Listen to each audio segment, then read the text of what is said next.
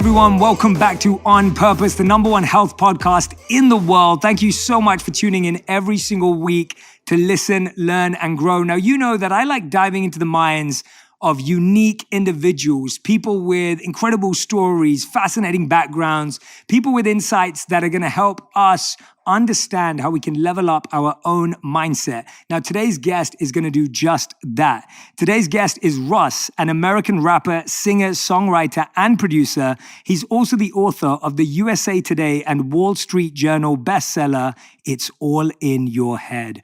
Russ has made 14 studio albums in his career, with several of his songs going platinum and gold. His latest album, Shake the Snow Globe, came out in January of last year and debuted at #4 on the Billboard album chart. Russ, welcome to On Purpose. Thanks for being here. Crazy. It's just like crazy hearing those things out loud. I don't know. It just like trips me out sometimes. Yeah, how does it make you feel? Well, like every once in a while I unjade and I'm like, I go back to being 17 and I'm like, what's going on? Like, it's crazy. I'm super grateful. How would have your 17-year-old self felt if they knew that this was going to be the life you lived? They would have thought I was lame that I didn't do it earlier. They would have been like, took you to 28, what a loser. But I'm one of those people where, you know, when people ask like artists or anyone like, oh, did you see this coming? It's like, well, yeah, how else do you make it happen? I don't even know how you would make something extraordinary happen if you don't have like an extraordinary level of belief. Yeah, I feel like there's a difference though between like seeing, believing, and knowing. Like some people just know. Yeah. But I think sometimes we believe, but knowing is like even a deeper, like, it is. I know, right? Do you know what I mean? I agree with that. That's interesting because I definitely, when I was coming up, it was that knowing feeling. There was no doubt. Like doubt did not exist in my brain. I knew that it was going to work and you couldn't tell me any different. I feel like if we look at the world today, especially what's happened in the last 12 months, but even before that, you see that there are a lot of people who doubt themselves. Why do you think we do that to ourselves, and how did you not fall into that? I don't know if it's necessarily age or if it's exposure to outside chatter. See, when I was 17, it was really easy to believe in myself because there was no one saying anything. Like there was no haters or I had nobody telling me you can't do it. Maybe some friends like joking like, oh yeah, you're going to be a rapper, producer. But it's like, you know, I think a lot of it is you're born a certain way. I think the other thing is good parenting. My parents, especially my dad, always told me I could do anything and would like constantly tell me I was special and all those things. And, you know, I know there's people who think that you shouldn't tell your kids certain things like that. But for me, I really commend my dad for putting the battery in my back and making me think I can do anything I want, because that's why I wrote a book. I don't read that much, but I was like, I could write a book. Why not? You know? So it's like, I don't know, man. Shout out to my dad. My dad is like the confidence guru. So shout out to your dad. Yeah, I love hearing about a positive like father role model. Mine was more interesting. My dad was more aloof and detached. Interesting. Which actually helped me because it helped me craft who I wanted to be, because I didn't have any pressure from him. Yeah. And so it's interesting how we all respond. That's funny you say that, because then it just made me think that the other thing is I was always super, super competitive. And I looked up to my dad a lot. Like he was really good at basketball. He was super smart. He could just like do he's one of those people, like he could just do anything. And like you ask him any question, he knows the answer to it. And since I'm super competitive, I was like, I have to be better than you. I have to like beat you at basketball. Like he would always beat me at ping pong, pool. Like, you know what I'm saying? Like I just was always so competitive. So I think that really pushed me. He used to challenge me even with like school extra assignment projects, where he always loves telling this story. I think it's slightly overrated, but I'll tell it and he'll be happy that I did. I think 7th grade, there was this class-wide or grade-wide sort of like extracurricular thing, like, oh, answer 200 of these math questions online and you'll get something. I don't know. And my dad just used to give me a hard time about not applying myself. So just to shut him up, I answered like all 1,000 and like won the whole thing. But like he always uses that story as just sort of this way, this thing that I do where a lot of times I'll just do something to prove y'all wrong and prove me right, you know? Yeah. even if I don't really want to do it, but sometimes that's enough motivation. So I related to the Michael Jordan, The Last Dance thing where like he would use any little thing to be like, that was enough for me. Yeah. You know what I'm saying? Yeah. Y'all pick Karl Malone as the MVP. That was enough. That's how I be feeling. I only need a little bit. And sometimes I make them up in my head. I'm like, it's like a make-believe level of motivation, source of fuel. So yeah, I've heard you talk about that before, like this idea of having some level of delusion. yes. And one of my favorite people who had that, and I've studied his life through many books and teachings, is Steve Jobs. And so when you read the life of Steve Jobs had something they call reality distortion field, where he would distort the reality he experienced to be what he wanted it to be. Now, that can be very dangerous. Yeah. But it is can that also like be, a real thing? That's like a psychological real thing. I believe so. That's for sure what my entire life was from like 17 now you got a word now. for it. Yeah, now it sounds wow. cool. So yeah, reality distortion field. So tell me about, why do you think delusion is useful, and where have you also seen it be dangerous? Because I think both is well, I important think to it talk about. kind of depends on what reality you're trying to create. But I do believe in, I used to walk around saying all my beats are $1 million a beat and I'm a billionaire and I just went platinum 8 times. These are all things I would say like that had not happened. And they were insane. Me and Bugis, my best friend who started Diamond, he put out a project back in 2011 and we called it 2020, and I produced the whole thing, and we did the entire album from the perspective of 2020. So it was like we're on Rolls Royces and we just made millions of, like, it was all just distorted reality, but it ended up becoming reality. So I do believe that if you want to change your reality, you have to already believe that it is your reality. But obviously if you like are trying to do something evil or ill intent, it's not gonna be great for everyone else. But Yeah. Just before we started recording, we were talking about, being creative and being busy. And you said something really interesting. You were just like, I'm always creative. I've always got stuff going on here. And then you were like, there's some days where I don't, feeling lazy. Like, walk us through that, because as someone who's super creative, who's loved for your creativity and how original your work is, and that's why I've always liked you. I've always felt your sound is very original and unique, and it's hard to like be like, it's not like, oh, it sounds like that person or sounds like this. It's like, oh no, this is original. Like, that's where I've always resonated with your work. Tell us about how that is something you achieve, even though there are days where you kind of feel like, I just want to sleep all day or whatever. Yeah. It's tough because, and me and Boogie's talk about it all the time, the highs and lows of an artist is really dramatic, at least for me. Like, I'll have days, if I go into the studio and make something I love, I'm like on cloud 9, like everything is great in my life.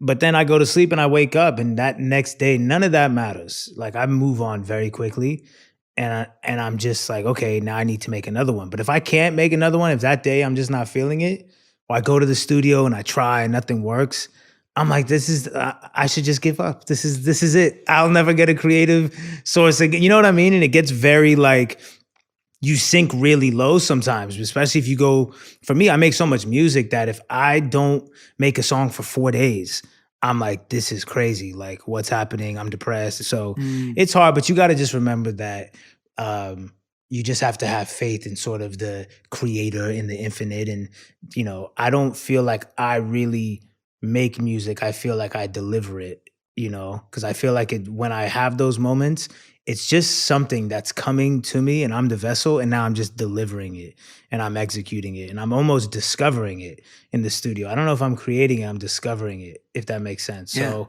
you're not always gonna be in that place where you're getting the message and you're getting the energy. So it just is what it is. It's just hard. It's the waiting time in between will make you feel like this is it. I'll never make another song again. What makes you feel that? I love what you just said about delivering versus creating. I think that's phenomenal, and it's explained really well. What makes you feel like you're in alignment where you can deliver versus forcing you to create? Like, what are the things that... Lack of thought. Right. Yeah, lack of thought. Those times where you get into that place where you're not thinking and you're just feeling, and like I said, just delivering. Like, I'm not even thinking about should I say this? Like, you get the inspiration and you just execute it. That's when you just enter that flow state, and it's just special, But it's tricky. It's hard, especially, like I said, as I got not even necessarily older, just more visibility. there's outside chatter now in my head. You know, what people are gonna think. I know that I'm not just releasing it to my friends anymore. Like, you know, so it's become trickier to tune out everything. But yeah, man, just try to focus on the present moment. That's like Yeah. the one thing that I learned this past year was really like, how do I slow down time? And I was like, okay, well, the way I slow down time is to slow down my thoughts. And the way I slow down my thoughts is to be present.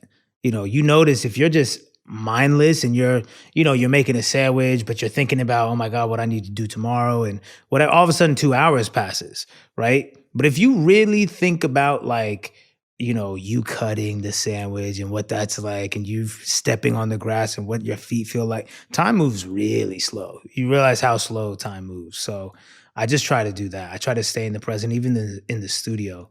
I don't try to have my thoughts already be on when this comes out and this is going to be like this and how's it going to go. I'm just like, man, let me just like actually hear the music and feel the music and just operate from this place. I love hearing you talk about this, man, because, these are some of the principles that I'm constantly sharing in my work. Yeah. But hearing how it applies to a music artist in your career brings me so much joy. Yeah. Because it's practical, it's real. Like you've got time pressures, you've got pressures from labels, collaborations, whatever it may be. Like there are real life pressures. But when I hear you say that, and that's how you feel aligned, how did you get introduced to this work or this set of thoughts and beliefs and mindsets? Was it something that you had since you were a kid, or where did you start exploring with the idea of being present, experiencing, feeling, delivering? The present moment is recent. Because you know what? I felt almost like I didn't need to be present, I guess, when I was coming up, because there wasn't anything pulling me away from the present moment.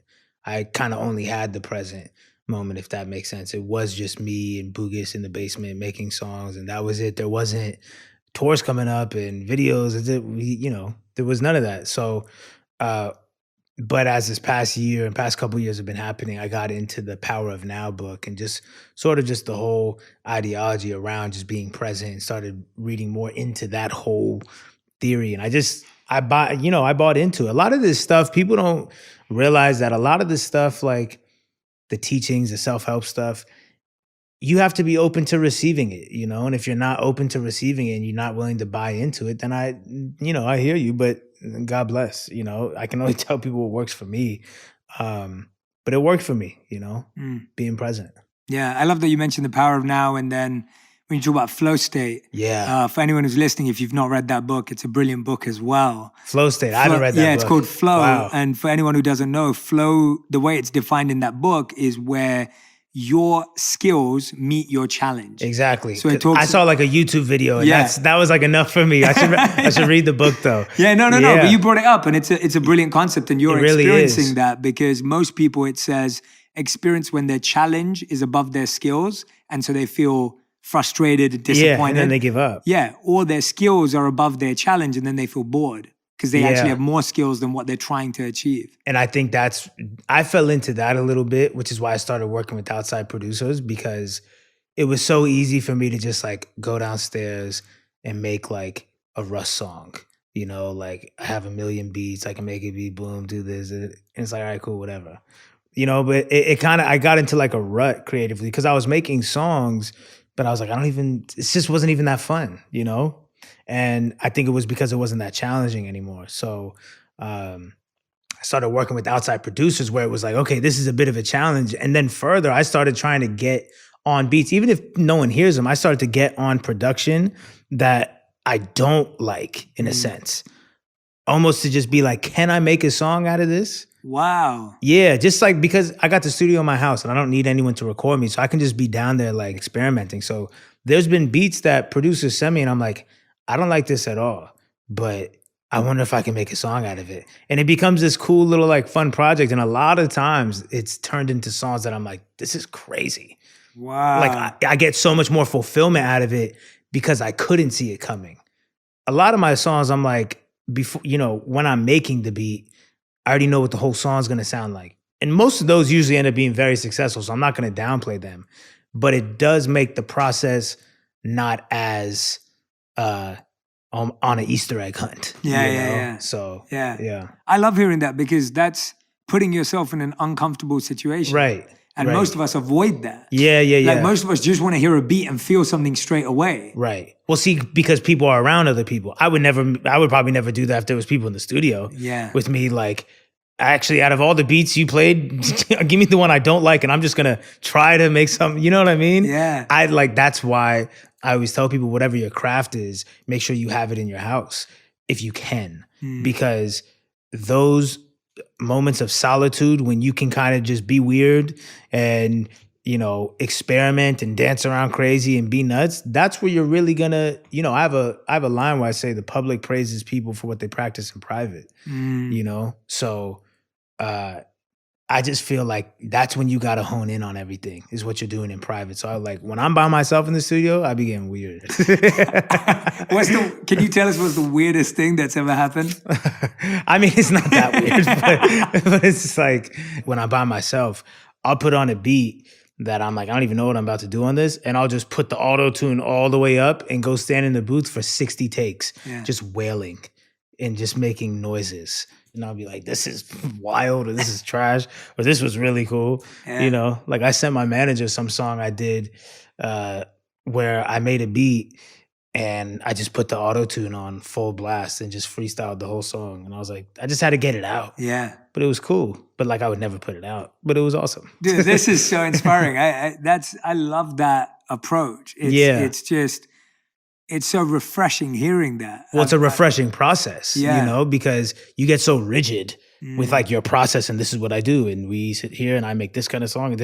It's like every once in a while you have to shake the snow globe. That's where that whole concept came from. You have to just, it's like the Tin Man in Wizard of Oz. Like turn the auto-tune up and put on some crazy beat and let me just be a maniac for an hour. It breaks the formula. It does. We work in this formulaic it does. Product line manufacturing, and you can't manufacture greatness. And that's from school. Yeah. That's from school. School is such a factory setup. How were you at school? What kind of school? I was incredible at school, to be honest. I'm not even gonna lie. I was just like, I'm really not. I was not one of those like, I struggled in school and it was difficult. I was really, really good at school because I wouldn't apply myself, but I was definitely the kid who like didn't study, never did homework, but I would get A's and B's on all the tests. And so everyone was just like, but I would be like, I was second. I always say this, and it's not even something I'm necessarily proud of, but it just gives context. But like a senior superlative, I was like second for most likely to make a teacher retire. Because I was just the kid in class, like constantly talking, distracting people, challenging the teacher, but I had an A in the class. So I was just super annoying, which I know is a surprise to so many people.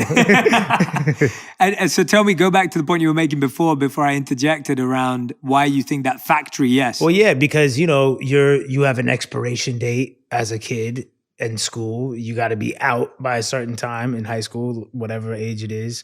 Go to this department of the building when the bell rings. You know what I mean? It's just very like there's no creativity in there. That's why I'm really big on having arts in schools and, just because otherwise you just, I don't know, just like creates these robots. I love that you break the mold. How do you get to a point though where what I find fascinating, already your process is fascinating to me. What I find more interesting though is that your ability to trust yourself when you come up with something insane.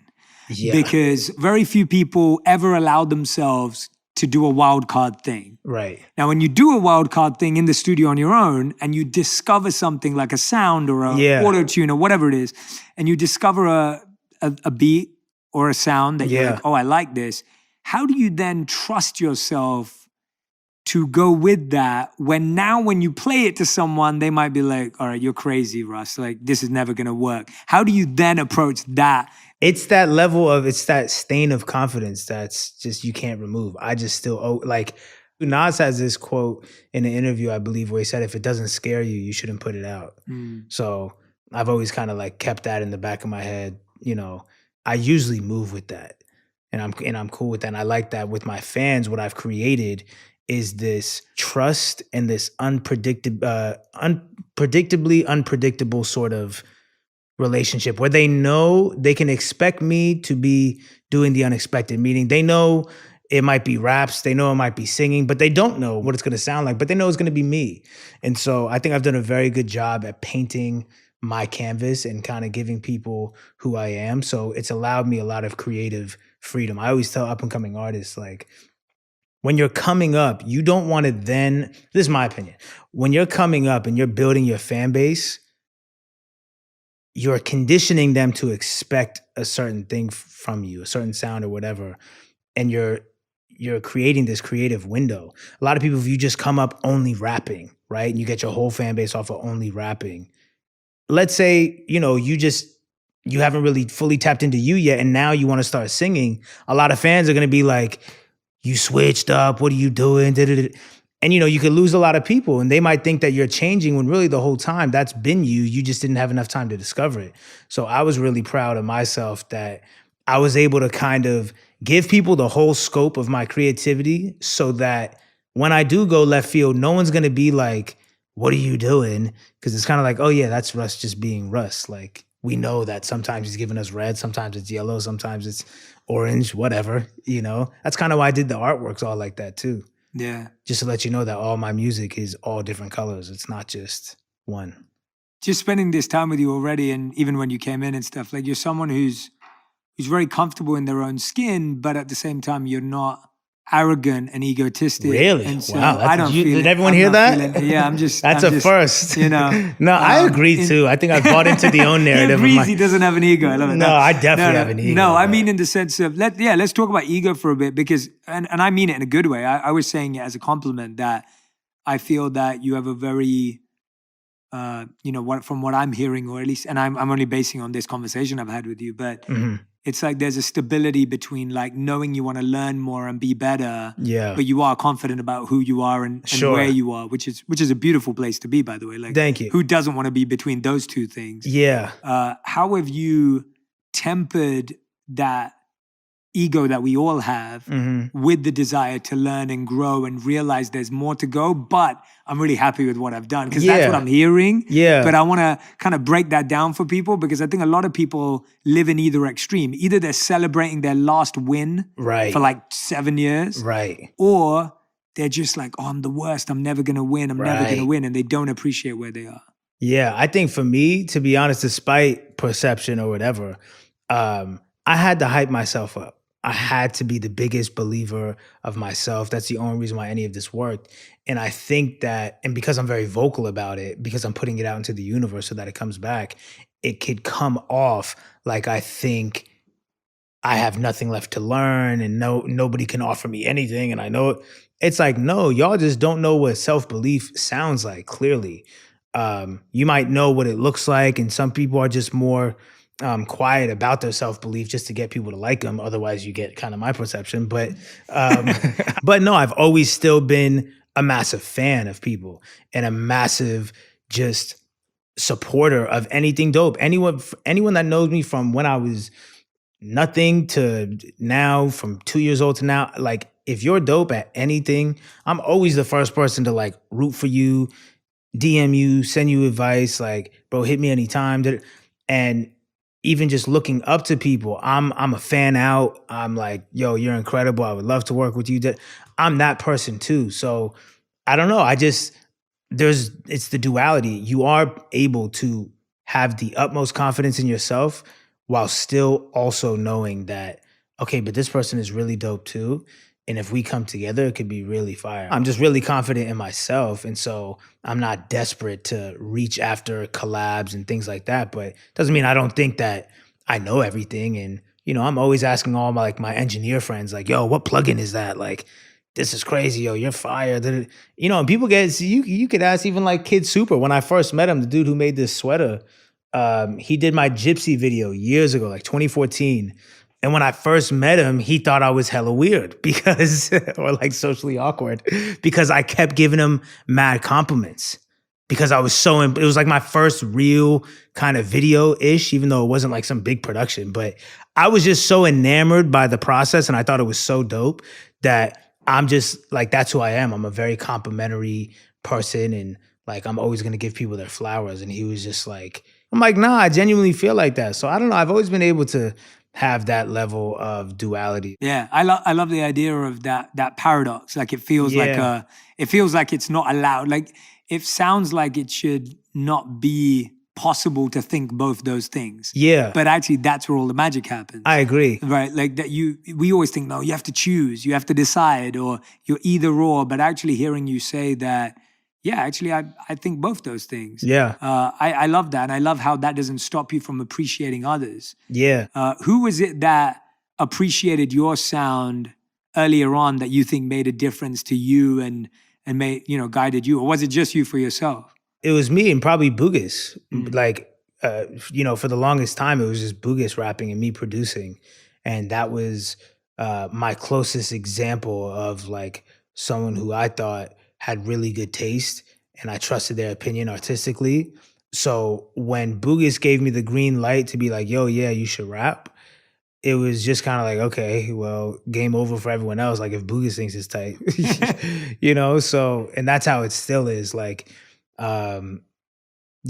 it's important to have, you only need one, but it's important to have at least one person who believes in you, sometimes almost more than you. And there is no jealousy or weird, you can't win because then I won't win. Like it's a very weird thing. So I always, commend Bugis for being like the best friend you could have in something that I'm doing. You know what I mean? Yeah. Let's talk about that a bit. Yeah. I like what you brought up there about men specifically, like, and you took me straight back to like my teenage years where I'd be best friend with a dude and he'd be like my brother, but then we'd go out and he'd be like, all right, let's see who can get more girls today. Right? Like that would be his mentality. Or like, oh, let's see who'll be better at the sport today. And it was every time I've realized that everyone in my life or male relationships, if every time a friend of mine has tried to turn a friendship into a competition, they haven't lasted in my life. Yeah. Like they're no longer in my life because I just wanted to be friends. Well, now don't get me wrong. Me and Bugis, dumb competitive. Okay, so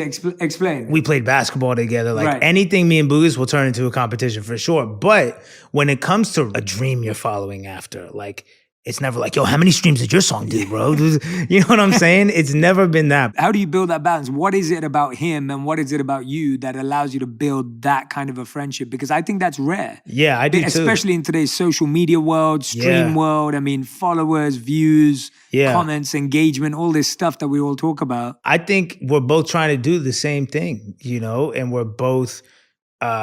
were both real friends before all this.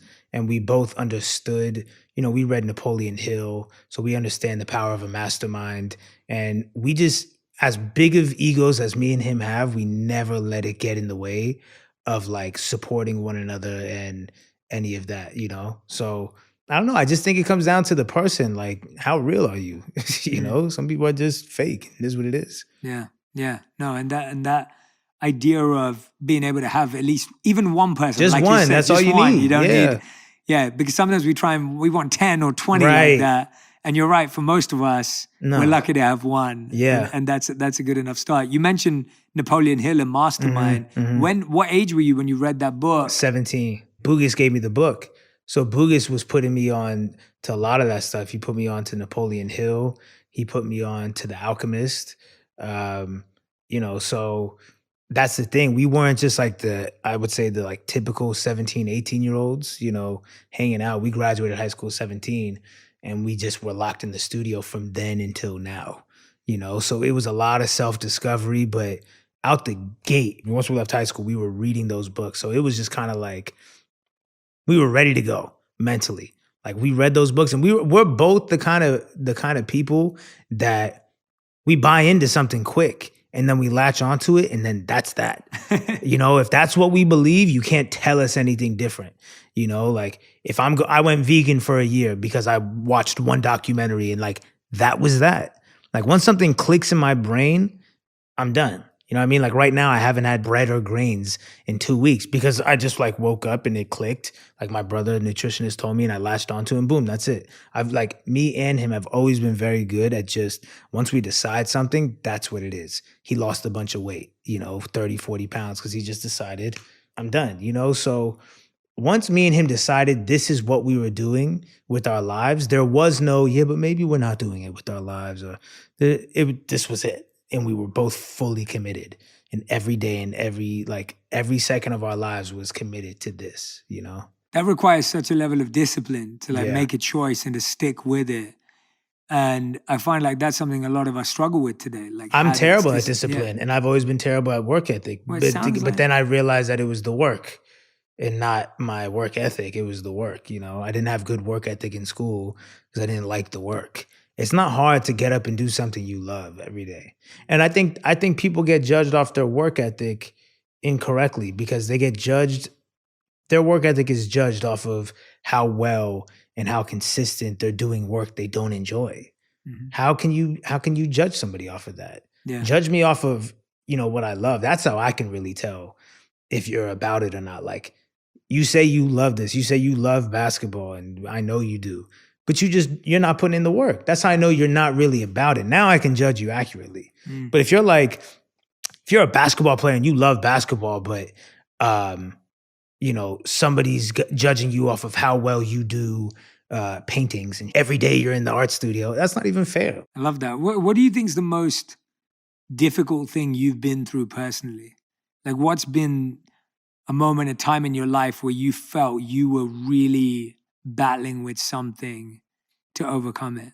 2018 was pretty rough for me, just because when I was 17 and I had this vision of what my life was going to be and what it was going to be like to be on and successful and a musician and money and fame and whatever.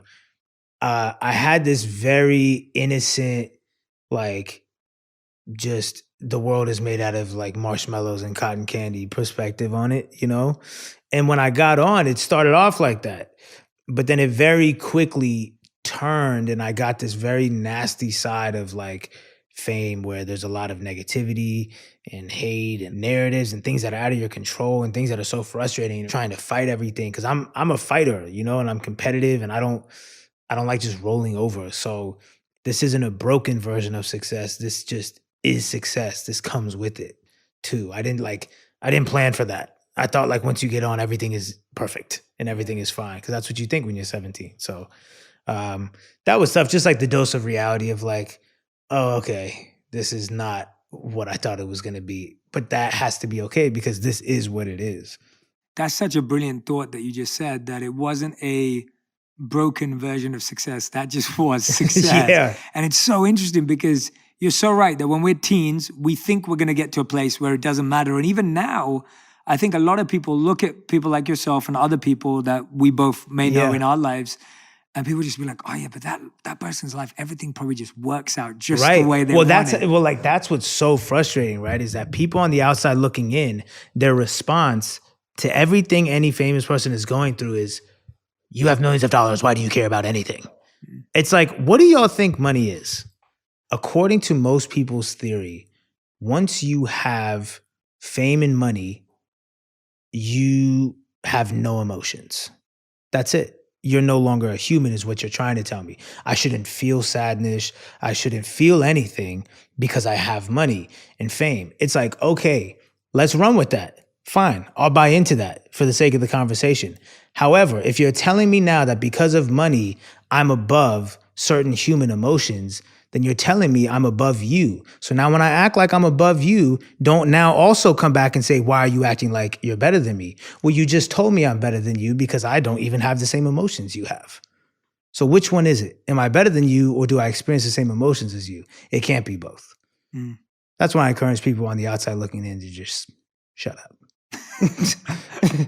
You know, it's like I'll take a more compassionate, empathetic line, but yes, in the same idea of like the idea of, and I love the way you explained that. I think it's a great way of cutting through the noise. Yeah, because it's so easy. Because also when we think someone is safe, from human emotion because of money and fame, then we think when we get money and fame, we will also be free. Of human emotion. So then you're in for a rude awakening. Right, exactly. We're projecting it onto you, but then you're setting the same standard for yourself. Of I hope, and literally I've heard, I think every person who's rich and famous will say the same thing. Of just like, hey, this is what it really ended up as. Go on, sorry. And no. And it doesn't matter what any rich and famous person says. Everyone on the outside looking in won't believe it. Yeah. They'll be like, nah, that won't be me though. Yeah. And it's like, you know what? I hear you. I was there too. But, you know, I think the beauty of understanding is understanding when you don't understand. Mm-hmm. And I always say that. I think there's understanding in understanding that you don't understand. Yeah. Like a lot of people need to accept that you don't get it. Yeah. And that is being compassionate. Yeah. Like I can hear you, but it doesn't mean that I feel you. And it doesn't mean that I get it. You know, that's it. That's it. Well said, man. That is so true. I think that's such a great definition of compassion that you just gave, because I think even when someone calls you up and said, hey, my parent I had a friend tell me this, my parent just got diagnosed with stage 4 cancer. Yeah. It's like, I can't empathize. I've never been in that position. Yeah. So I can't be like, oh, I feel you. I get it. Right. I have to understand that you don't understand. That I don't understand. But that is understanding. Correct. Yes. Yeah. Yes. And sometimes that's all people are looking for in those moments is just like, I just want you to be here and present. I don't expect you to get it. You know, it's the people who try to act like they get it that actually makes you feel even more alone. It's like, wow, you're really showing me that you have no clue what's going on. Yeah. You And know? I mean, when you're talking about this time in your life, the 2018, when you're experiencing success, not broken success, in your words, what are you learning at that time? Like, we kind of know what you're learning, but what's your process of getting out of it? Yeah, of figuring it out even before you try and get out of it. Letting go of my hold onto what it needs to be. That was the ego. The ego was like, it's supposed to be like this though, and it's supposed to be what it is, you know? And once I let go of all of that, and then that's why I came out with Shake the Snow Globe, because I realized I just needed to reset and unjade. I was like, man, it is what it is. Yeah. It just is what it is. Like it's what it's supposed to be. And as long as I'm still operating from a place of love and a place of wanting to share, I'm gonna be all right. Yeah. It'll be what it needs to be, you know? And that time is also what led to the book in 2019. It's all in your head. Which it was all in my head. A lot of times in my life, I kind of sometimes accidentally speak things into existence. So I had the title of It's All in Your Head for years. Like I always had this idea of writing that.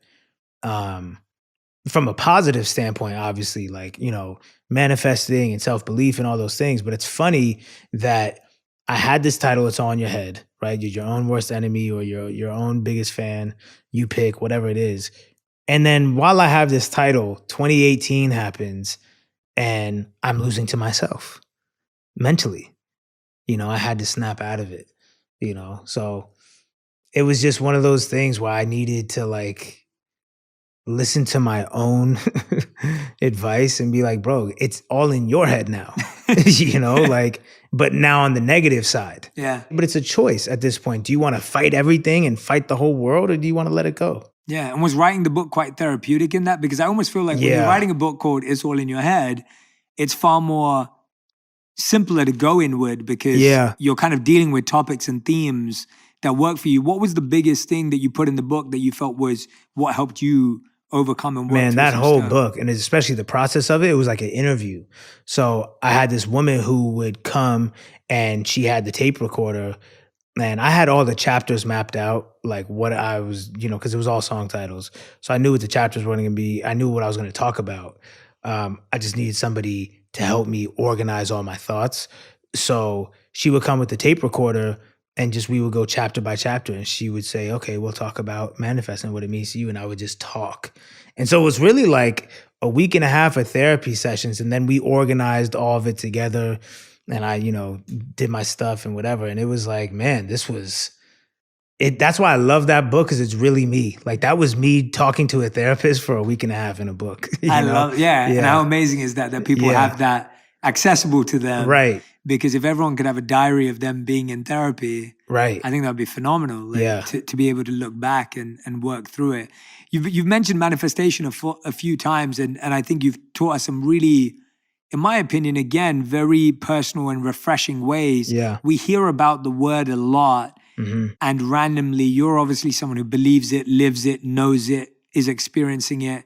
What is the process that you have practiced for you that has worked for you that others could understand? Because I think there's a lot of like misconceptions around it. But for someone who it's working for and someone who believes in it, Yeah. how would you describe it for yourself? It's that knowing thing you were talking about. It's not necessarily just seeing it, oh, I can see myself with money, and then that's it. Now you're gonna get money. It's more so knowing it and also feeling it, and not just like, not just, oh, like I said, you can see the beach house you bought your mom. It's what does it feel like though? What does it feel like when you see your mom's reaction to getting the beach house? And can you feel that? Can you feel the car turning the corner to the beach house? It's about immersing yourself in that feeling as if it was going on right now. And when you do that on a daily basis, it's not long before reality catches up with your thoughts, And like I said, it just has to be something you believe and buy into, this whole theory, If you believe that we are just the universe experiencing itself and, we're all in tune and connected to the infinite and all these things, then you're going to be fine as far as this, method goes. But if you don't, then it's not for you, And was that the best thing you manifested? The beach house? Yeah. It was one of them for sure, Yeah. but just like this whole career, man, just this whole life was a complete product of law of attraction, but also being proactive. I wasn't just sitting there. That's what I was going to ask you. Yeah, no, you don't just like click your heels and go back to Kansas. You know what I mean? Like, tell us about the work. Tell us about the product, the actual, like, so we get it, the immersion, the feeling. Yeah. And I know you're doing the other part too.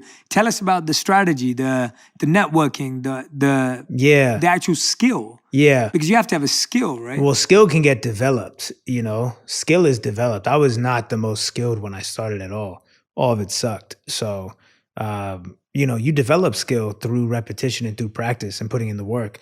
But yeah, I don't think people understand that you actually need to put in the work and be persistent. You just also have to couple it with a very positive mindset. But, Will Smith talks about the concept of, and I've like mentioned this a lot, like laying a brick a day until you have a wall.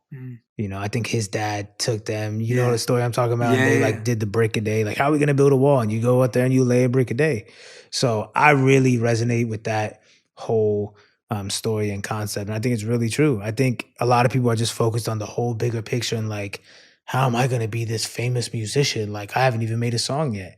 It's like, you're not supposed to be thinking about like all that to the point where it's daunting and crippling. You're just supposed to, you know what? I know I'm gonna get there. I can feel what it's like. But in the meantime, I'm gonna lay a brick a day. I'm gonna make a song a day or make a beat a day or find samples every day or study every day. Like, as long as you're doing something towards the bigger picture, a small thing every day, you're good. That's real. That's real. And that's how it has to be built. Yeah. Everyone always think it's like that, the wallet analogy that you're talking about. You kind of just turn up. I was thinking about that one day. I was looking out into the city of LA. And I was just thinking, like, someone had to think about this. Right. I was in Dubai recently. I was thinking the same. It's like, it's just a desert. It's a bunch of ideas. Yeah, and someone had to think about it first. Like, they would have looked out onto, like, desert and had to think about it. But we don't think about that because we walk into a city. You walk into, that's what I find fascinating, is that every day you're walking around in somebody's idea. That's how you know thoughts are powerful. Like, we're sitting in, like, this chair was somebody's idea to make it look like this and the cushions to be this soft and these shoes. Like, you're just constantly surrounded by other people's ideas. And I think the really cool thing about free will is contributing your ideas back into the infrastructure of what's already going on. That's so powerful, man. Yeah. What you just said now is so powerful. How do we know if our idea is good, or is that even the right question? I don't think that's the right question. I think is it serviceable, Does it help? Is it just for you, or are you serving a bigger purpose? That's why I think music is really great, because it's a service for the world we're providing. Big or small, however you want to quantify it, is on you, but it's definitely a service that we're providing. And I realized, after I got money and fame and whatever, I was like, man, the whole point of this, like, I literally said this to myself the other day in the shower. This is where all my ideas happen. And I don't feel bad. I don't feel bad about that, because Pharrell said the same thing. Yeah. But I literally just blurted out. I was like, I need more money so I can help more people. It was just like a thing that blurted out. And I was like, I was like, yeah, that's the whole point of all this. I had this like epiphany where I was like, I'm 28, I made it. The only thing left to do is obviously I keep making it, but it's to help other people make it, you know? And I just think that our goal is to just give. And I think there's a very misled sort of idea that we're supposed to be getters. And I think Bugas actually mentioned this concept to me about being a go-giver instead of a go-getter. I think a lot of times, especially with music, success, fame, we're just thinking about what can we get, you know, and what can I get from the world when I put this song out and so on and so forth. But it's more so about what can I give to the world. Tell me about a message or a piece of fan mail or an experience you've had with a fan or a listener that made you realize how impactful music is on someone. I'm sure you've had some phenomenal, and you know, it's so many, man, to be honest. And I'm so fortunate that it's so many, but every day people are sending me messages of you saved my life, and you meet people and they're crying their eyes out because it's like you helped them so much. And that's, you know, that's when you realize it's just way bigger than you, you know, it's just way bigger than you. And like I said, I think I'm just excited to keep giving to the world. And I know that could sound cliche and like, you don't believe that I'm actually that generous, but it's really like, you know, anyone around me knows like I'm always trying to help, you know, I'm always trying to like give people money or whatever, just because it's like, that's, you know, my mom told me a long time ago, when I first started getting money, she said, money is meant to change people's realities. And so if you have the ability to do it, you should. So I get a kick out of just like, you know, I'll see a fan on Twitter and they're like raising money for like their dance program. And I'm just like, here, or, you know, a kid will send me a DM like, you know, my mom's funeral. And I'm just like, why not? You know, and I don't need to post about it. It's what you're supposed to do. You're supposed to give it back. And I think I'm also a very big believer in not blocking the natural flow of the universe. And I think money is a force of energy. And when you get it and you're just focused on keeping it, you're going to lose it. Mm-hmm. So I always get money and give it right back. And I think that's why it keeps coming in. I just give it away. Yeah. And it's given in your own way, right? Like I think what I love about what you're saying and you're talking about the cliche of giving, to me, it's you figured out how you like giving. Yeah. And that's what matters for all of us, because some people are going to do charity work. Some people are going to build schools. Some people are going to support the people around them. Some people are going to help a person on Twitter or whatever who can't even pay for their mother's funeral or whatever it is. Like, you know, the point is of supporting in the way you can. Yeah. And in the way you feel called to. Yeah. Because that's all you have. And it tripped me out when, like I said, when Bugas brought this concept to me, and go giver. Yeah, go giver. And I was like, man, I never fully understood the complete reason why I got so much out of life already. And he was like, it's because you gave so much. Mm. And I never thought about it like that. But, you know, when you think about, you know, I have more songs out than some of the veterans in the game, most of them, you know, I got 500 songs. I just like the game I give to try, like I give a lot and I don't think about it while I'm doing it. I'm like, I'm about to give this so I can get it. You know, I'm just like giving it because I naturally want to do that. But it makes a lot of sense that, you know, givers get more than the getters. Yeah. You know? And even when you're giving and it's not even being loved or received that way, but you continue to give. Yeah. Because sometimes it's easy to give when everyone's kind of like, oh, we love you, and they give you the validation. But sometimes you're just giving because... Well, see, but if you're only giving it to get something back, then you're not giving me anything, you're loaning it. Mm. That's what I always tell people. I like women, I don't care who it is, don't give me love if you're only giving it to get something back. Then it's conditional. And it's not giving, you're loaning me love. Mm. You're only loaning me love for an extended period of time until I give it back. I don't do that. I give love and give game and give money and whatever it is. I don't expect anything back. I give it because that feels like the right thing to do and it aligns with my spirit. How do you feel or how do you respond when you realize someone just loaned it to you when you thought that they were giving? I expect most people to act like that. Right. Because most people are like that. Most people are out for self. They're very self-serving. And So I know that most people are operating from a place of I'm not doing any favors and I'm not doing anything for free. And so I'm not really surprised. I'm not that naive, you know. I think you can be naive if you want to the point of like, I really thought you were just helping me out. It's like, okay. You know, I don't assume anyone's just helping me out. I like you get in trouble and you get your feelings hurt when you assume people are as kind as you. Or people, you know, not to be like, I'm the most kind person ever, but you can get your feelings hurt if you assume everyone is like you.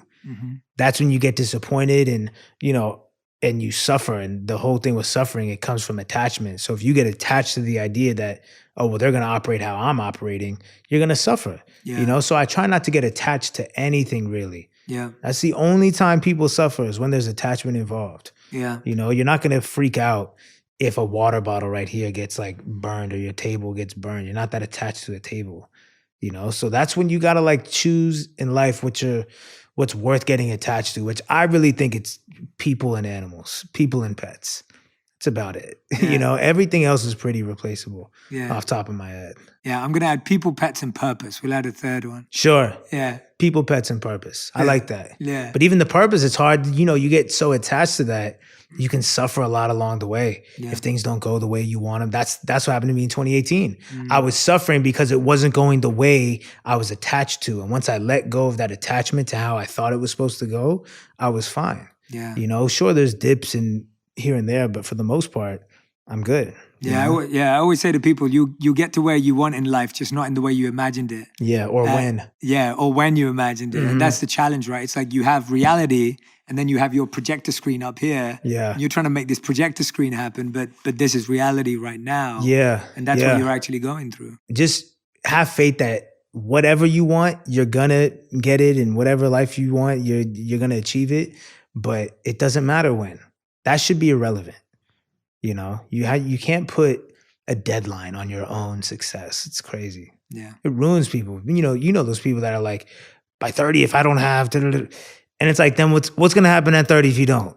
You know what I'm saying? Like, what happens? You know? Totally. It's and you crazy. don't know when. Yeah, you don't. Like, you know, you're 28 now. Like my life took off externally. Internally, my journey started at 16. Sure. But externally, my journey started at 28. Wow. And so, you know, I'm 33 now. And it's just interesting. It's like you just don't know what's going to happen. And you just... But you trusted the what? And you believed in it. Yeah. Yeah, I love that. Trust the what. Yeah. That's really beautiful, man. Dude, this has been one of the most refreshing conversations I've had in a long time. Nice. Like, I love how you've brought everything you've learned along the way and made it so practical. Yeah. In your I've had to life. make sense of my whole everything. Like, but you've really made sense of it. Like, when I'm listening to you, I'm like, wow, like this is, you know, you can tell that Russ is reflected and deeply internalized these concepts, because it's really easy to say the stuff,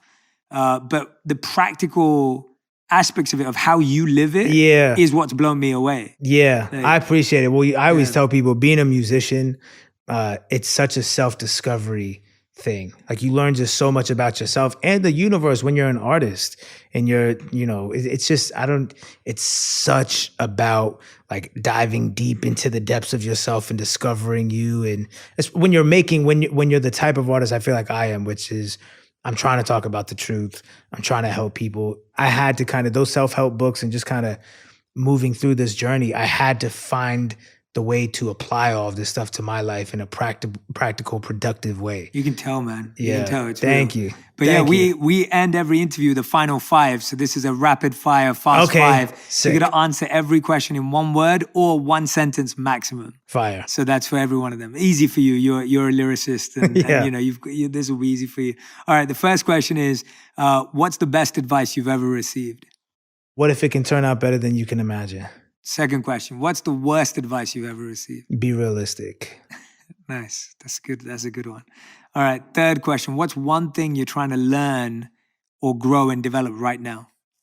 More of a affinity and appreciation for the present moment. I like that. All right. Question number 4, what's one thing that you think other people value, but you don't value? I don't know. What do people value that I think is dumb? Crocs. Good answer. Good answer. All right. I agree. Yeah, good. All right. Fifth and final question. If you could create one law in the world that everyone had to follow, what would it be? The golden rule, bro, that they teach you in 5th grade. Like, do unto others as they would. You know what I mean? If everyone had to only treat people the way that they would be treated, I think obviously the world would be in a much better spot. You'd be much more conscious of like, all right, maybe I shouldn't do this. But the thing that's funny about that, I always laugh when people think they get away with something. You didn't. There's always, to me, I believe the universe is seeing everything. Jay Electronica has this line where the universe is listening, be careful what you're saying. It's like, you might think you got over on me, you didn't. Somebody saw. Yeah. Good luck. Enjoy that. And the worst thing is you saw somewhere deep inside of yourself. Yeah. And you that's have to the live. worst one, I feel. Like that's the one that eats you up the most. Everyone, Russ, this has been honestly one of my favorite conversations we've Thank you, had. man. That was really There awesome. are so many things you shared that I hope everyone who's listening and watching is going to go back and listen and watch and write notes. I didn't tell you at the start, but now I'm like, you should have taken notes because this was one of those episodes where there were just so many practical examples of not listening to people's opinions, finding solitude for your creativity, allowing yourself to be wild and insane on your own so you can discover new things about yourself. The ability to balance confidence with humility at the same time. I mean, you've just been dropping bars the whole time. I really like the way you framed all the questions though, because it had me thinking in ways I wasn't, like I never really thought about the duality of the ego while also being a fan and just being, I never told anyone about being crazy in the studio when you're by yourself, like the auto-tune thing. And I love that. That was one of my favorite things. But no, I appreciate it, man. And I hope everyone who's listening and watching, go and grab a copy of Russ's book. It's all in your head. It will be a great read for you if you love this conversation. And of course, all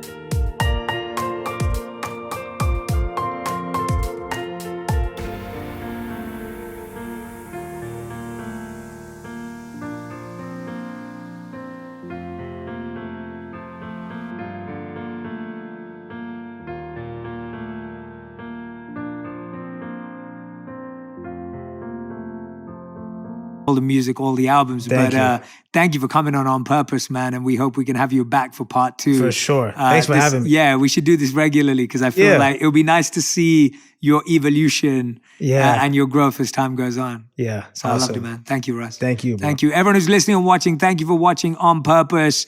And I want you to tag me and Russ on Instagram with the things that stood out to you, on Twitter as well. What is it that you heard? What is it that he said that you just can't stop thinking about and you want to share with your friends? Make sure you tag both of us. I love noticing what really resonates with you guys. Thank you again for listening and watching. We'll see you next time.